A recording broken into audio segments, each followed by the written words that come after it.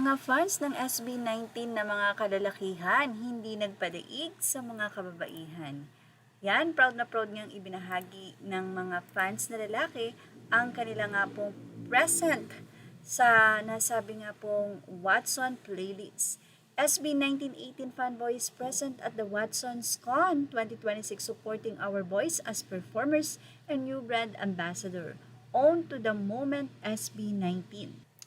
Well, nakakatuwa nga yung ganito na makikita mo na kalalakihan talagang nakasuporta sa SB19.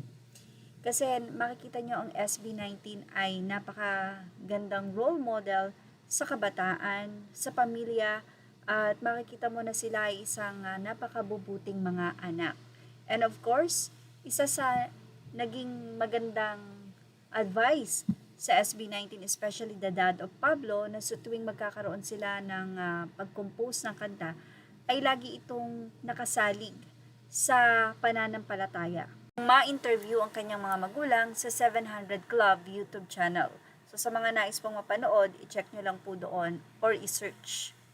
Samantala, sa comment section ng nasabing Facebook post na ito ng SB1918 Fanboys post, narito po ang kanilang sinabi sa comment section ng mga fans. Anila, wow, nakakatuwa naman sila. Ngayon lang ako nakakita ng ganitong kasupportive na fanboys. Nakakatuwa naman mga caps natin na fanboys. Ang solid nyo fanboys. Solid ang mga fanboys, madami pa yan sila.